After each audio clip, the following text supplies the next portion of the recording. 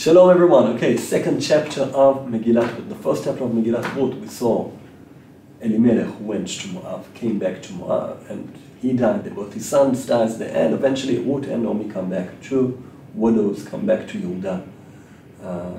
Penniless widows. Ruth's status is unclear, Jewish, not Jewish. What's happening with them? They're two widows in Eretz Israel. What are they going to do? What are they going to eat? What's going to happen with them?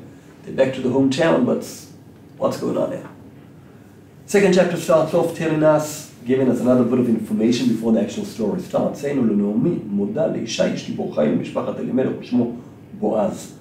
word, the second word in the pasuk, moda, is written and spelled and pronounced in two different ways, ktiv and kri. Meida, moda, meida is miyada, who knows, something, moda, good with the yedi'ah. Rashi says in Sefer Breshit, in beginning of Parashat Vayera, just before God is going to destroy Sodom, he says, why am I not telling Avram about it? V'Avram yeda'ativ. And there Rashi says, any time that it says yeda'ativ, it's Leshon Chiba, and he brings examples here from Megilat Ruth, that's got to do, that is fun. It means that this person we're speaking about here, there's someone who's fond of Naomi's husband, of an Isha, her husband, and this person is an Ish, again a person of importance. Gibor Chayil, he's a Gibor, he's mighty, he overcomes things. He's from the family of Elimelech, he's a relative, he doesn't just like Elimelech who passed away. And his name is Boaz. Boaz is like Boaz in him is a lot of might. Okay, so we've got this very courageous, mighty person, and he had fond feelings towards Elimelech, and he's in Bethlehem. So what do we expect? We expect him to come and take care of the two widows. Let's see how this turns out. Ruth tells Naomi, ותאמר רות המואביה, okay, Naomi, אלחנה ולקטה בשדה, אלחנה השדה ולקטה, חנות שיבולים, listen, it's time of harvesting. There's a mitzvah of leket, that you can go and pick, or collect what falls while they're harvesting. I'll go and do it, and hopefully someone who will be fun in his eyes, because it's complicated. The whole situation is very complicated. Okay, tells the Lechibiti. Pasuk Gimel says, she goes and comes. She's uncomfortable going. She's looking to see where's a field where things will be okay. Chazal said she also left signs along the way so she can find the way back from the house to the house. She doesn't know. She's unaware. She's new in town. She doesn't know what's happening. She needs to get some food. It's uncomfortable. She knows she's Moavia. She looks slightly different. She acts slightly different. Different accent, different complexion. She doesn't know. It's all very uncomfortable here. What's going on? And she goes and she starts gathering, and then the pasuk says, "Vayikar hamikra chelkat hasadeh asher leBoaz." Vayikar hamikra. It was a coincidence that she arrived at Boaz's field. Now, there's no coincidence. What do you mean coincidence? Vayikar hamikra. Say Vayikar is a coincidence. Vayikar hamikra, it happened. Happening. It's more of a coincidence. What a heck of a coincidence. That means absolutely no coincidence. Mikra is like rak me'Hashem, only from God. She arrives at Boaz's field. That's the model we were speaking about early on. And again, the pasuk said that he's from the family of Elimelech, kind of telling us, if you didn't catch it early on, we're telling you again that it is. Pasuk Dalet, V'hineh Boaz miBetlechem. And it happened to be that Boaz, who's this landlord, who owns everything, that day he came from Bethlehem. He doesn't come every day. Chazal say maybe it was because he's just ended the mourning for his wife who just passed away. Maybe that's the reason they didn't take care of them early on. But anyway, so she happens to arrive at that field today, and that day he happens to arrive there. That was when there's a very strong coincidence. It means God is really, he's on it, mu'alze, as they say. He's taking care exactly to see as things work out. He's not leaving anything for coincidence. He's controlling what's going on around you. Okay, and he blesses the Kotzrim, says Hashem Imachem, they sing Baruch Hashem. We see that he, with all his power and everything, he knows everything's from God. Great. Let's go. ויאמר בועז לנערו הניצב על הקוצרים. Okay, this title, נערו הניצב על הקוצרים, נער, someone young, ניצב על הקוצרים, standing above the people doing the harvest, someone young who got a very nice position, he's controlling all of the work. Sometimes when people reach a position too early in life, it's a problem. Okay? And Boaz asks, למי הנערה הזאת? Chazal say, what do you mean? Boaz is walking around, he's looking at the girls. What's happening is he must have been at least 8 years old, if not older, at that stage in his life, according to different calculations of Chazal. What's he looking at the girls? but something sticks out about her, Chazal say. The two halachot she's very makbid about. First halacha has got to do with leket. Leket is the mitzvah that while harvesting, something falls down, the poor people can come and pick it up. The mitzvah of leket says they can take, if it's up to 2 straws, they can pick it up. If it's 3 straws or more, they need to leave it there. Now imagine what's happening. You've got a field, I don't know how many acres, you've got a row of people harvesting. Right? Catch a bunch, go with the sickle, grab one of them out, tie it around, tie it up, put it down, continue going. Okay, you need to do the whole field. Obviously, when you catch and you hit with the sickle, you don't catch everything, 1 or 2 fall out, everything. Chances are that very often more than 2 fall out. Now comes a poor person afterwards, and he sees that happens. What are the chances that the people harvesting are going to come back at the end? And let's say this poor person is a tzaddik, a saint, and he says, no, it's 3, I'm leaving it there. He's not the only poor person around. Other people, even if he leaves it, probably someone else is going to pick it up. So the only thing that's going to, and probably the people doing it, they mochel anyway, and it's a mafkiret, and they don't care about it. The guy's got fields all over the place. He doesn't need it. It's not worth his time for that, to go back for that. So probably a lot of the poor people, but the Gemara says, he says, nah, it's okay. He's mochel, he gives me, I can take it, it's okay. And if he doesn't do it, one of the other poor people does it. And the Ruth is makbid on the halacha. So what happens? She goes. Now, if the 3 are not 2, not that she takes 2 and leaves 1. She leaves all 3. So after 3 hours of working, all of the other guys have got nice little bundles that they've got. And she's got very few, because most times more than 3 fall down there.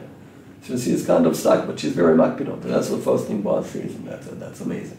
Although she's poor, although she's desperate, she needs the money. She's not taking what doesn't belong to her. Not everyone can stand for something like that. Very often people in different situations, no, I can take it's okay. No, she's makbid. She doesn't touch anything that doesn't properly belong to her. That's one thing. The second thing is tzniut.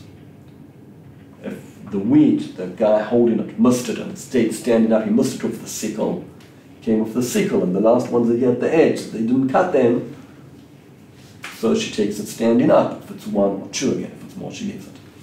If it fell down, because when he cut it, he just didn't hold it, so it fell out of his hand, it's lying down.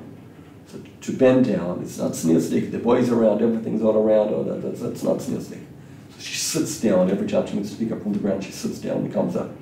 That's the guys in the Mechina, when they want to train, they do like sitting up and sitting down and standing up, like without using your hands. It's a good exercise. She's the whole day she's walking like that, up, down.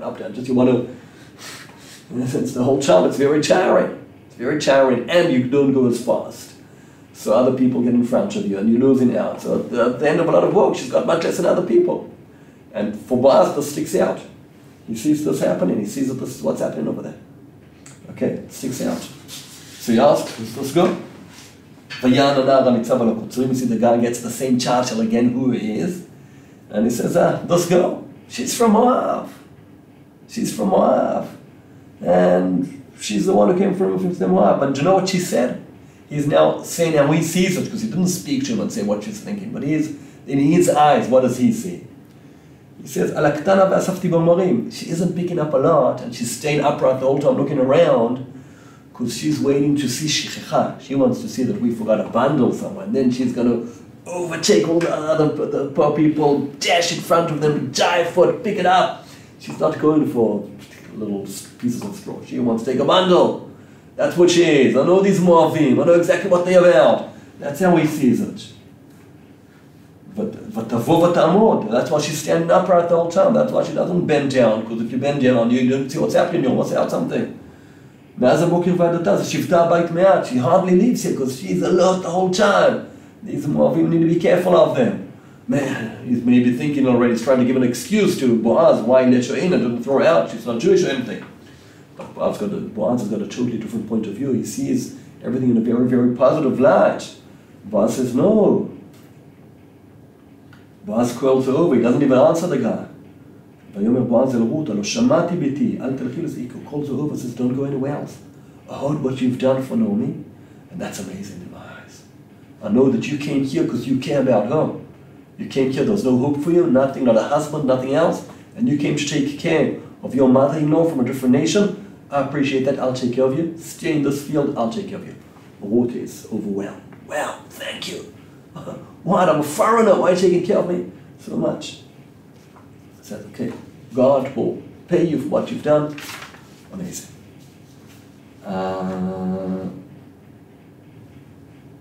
Again, she's comforted a lot. She came the morning, she didn't know what was going to happen. Yes, no, this field, another field. That's amazing. What? Can't believe this happening. Later on, the same day, Vayomer Boaz le'et comes down for food. He says, come over. Here, you can take some food, take some bread. Here, there's some chometz, can't think of the English word right now. You can put your bread in and dip your bread in and eat. Here, and there's some keli, some sweet bread that we made here. Have part of that. And everyone sees, well, Boaz just said, Ruth is okay. I'm taking responsibility. Me, Boaz, one of the main people here, one of the judges around here. I'm taking responsibility. She's okayed. It's an enormous step up. Okay, but the laket בשדה עד הערב continues till night, ותחבוט את אשר לקט, she seeps through it. She only takes home the good food. We'll see that the seeping through, separating the dirt from the good is something that happens throughout Sefer Ruth, a few charming and a few different levels. Very good. That's the whole story of coming from Moab and becoming a convert. It's got to do with separating the good and the bad. Miki Fasorum, she brings in a nice quantity. And then she goes home. Vatisa vatavol, she has to lift it, to take it back home, and that's a big quantity there. Naomi sees her. And she sees this big quantity. Does what happen? Straight away, not only that, when she ate, after we don't know what she's been eating for a while, she must have been very hungry, didn't come with a lot of food, but she kept some of the food, some of the good food she kept for Naomi, takes out, gives her the food. This amazing, this lady, what an eshet chesed. Can't believe how she connects to Elimelech's family, that they did the opposite. We don't know how that happened, but it's amazing. It's amazing what's happening here. And she asks her, where were you? Whoever saw you should be, whoever recognized that there's something special about it should be blessed. And she tells her, the person she has what that she did for him. Okay, that Gemara says that more than a rich person gives the purpose and does for the rich person. Boaz, she tells her I was with Boaz. Wow. Nobody says, wow, it's amazing. God hasn't left us. The alive, the dead. She's maybe already thinking about another stage forward here, but Ruth isn't at that stage. Ruth is just happy that we got food and everything's okay. He says, yeah, and she says that I can stay with these lads also tomorrow and keep on working with the people, of the boys in the field there. Naomi says it must be of the girls. Okay, but Naomi Ruth קלטה תמיד יצאים מנערותה ולא יפגעו בך בשדה אחר. No, it's okay, go with the girls, don't go to the field. ותדבק בנערות בועז ללקט התקלות קציר השעורים וקציר החדים. And the chapter ends with that she stays until the end of the harvest, from before Pesach till Shavuot. She's harvesting, and at the end, ותשב אל חמותה. So now I've got two widows. Financially they're okay, but they're still two widows, set alone. This is how this chapter comes to an end. See you later.